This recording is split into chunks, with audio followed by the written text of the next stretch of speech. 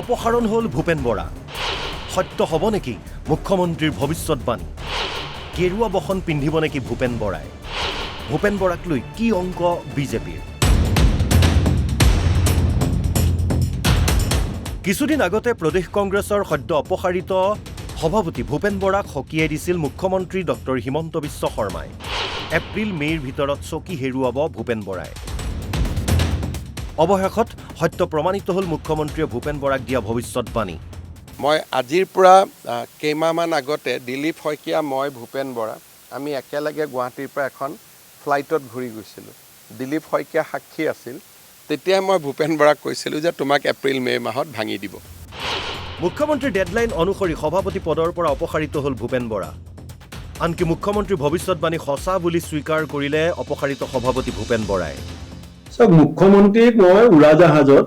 দিল্লীৰ পৰা আহোঁতে লগ পোৱাটো সঁচা এইটো মই আগতো আপোনালোকক সংবাদ মাধ্যমৰ আগত এই কথাটো কৈছিলোঁ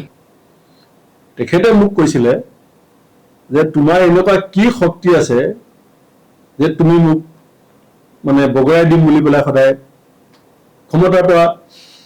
বিজেপিক আঁতৰাম বুলি কৈ থাকা তেখেতে মোক কৈছিলে যে তুমি এপ্ৰিল মে' মাহত তোমাৰ নিজৰ চকীখনেই নাথাকিব গতিকে তুমি মোক কেনেকৈ অঁতৰাবা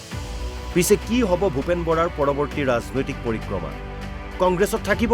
নে বিজেপি শিবিৰত শৰণ ল'ব এই চৰ্চা চলাৰো কাৰণ নোহোৱা নহয় কিয়নো একেজন মুখ্যমন্ত্ৰীয়ে ভূপেন বৰাক লৈ কৰিছিল আন এক ভৱিষ্যৎবাণী 2026ৰ আগতে বিজেপিলৈ আহিব ভূপেন বৰা 2025ত আহিব যেনেকৈ মোদী গেৰেণ্টি থাকে এইটো হিমন্ত গেৰেণ্টি কাৰণ তেওঁকতো আমি সন্মানেৰেহে আনিম আমিতো তেওঁক বিধায়ক কৰিব আনিম মন্ত্ৰী কৰিব আনিম আনকি গৌৰৱ গগৈক ভূপেন বৰাৰ চকীত কংগ্ৰেছ হাইকমাণ্ডে বহুৱাৰ পিছতেই ভূপেন বৰালৈ কৌশলী বাৰ্তা দিলে মুখ্যমন্ত্ৰীয়ে কংগ্ৰেছে গুৰুত্ব নিদিয়ে ভূপেন বৰা কংগ্ৰেছত ভূপেন বৰাই হওক বা আন কোনোবাই হওক হিমন্ত বিশ্ব শৰ্মাই হওক ভূপেন বৰাই হওক যিকোনো সৰু ঘৰৰ পৰা থকা মানুহ বা সৰু ঘৰৰ পৰা ওলোৱা মানুহ যে ইয়াত ৰাজনীতি কৰিব নোৱাৰে সেই কথাটো আজি নিযুক্তিটোৱে আকৌ এবাৰ প্ৰমাণ কৰিছে তেওঁলোকে যেতিয়া এটা সময় থাকে যেতিয়া পাৰ্টিটো ভাঙি যায় তাক ভাল কৰাৰ কাৰণে আপোনাৰ মোৰ দৰে সাধাৰণ ঘৰৰ মানুহক ব্যৱহাৰ কৰিব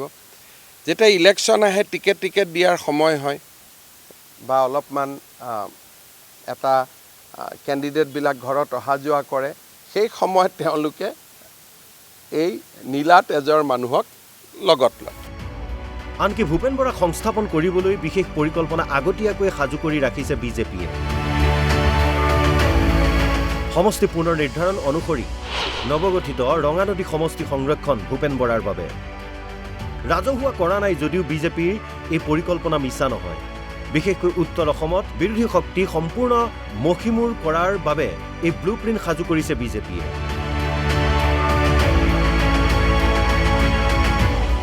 পিছে সঁচাকৈয়ে ভূপেন বৰাই গিলিব নেকি বিজেপিৰ ৰাজনৈতিকটো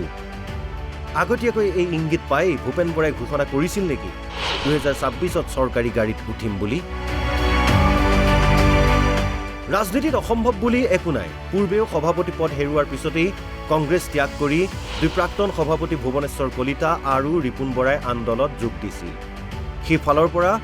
ভূপেন বৰাই সভাপতি পদৰ পৰা অপসাৰিত হোৱাৰ পিছত বিজেপিত যোগদান কৰিলেও আচৰিত হ'বলগীয়া একো নাথাকিব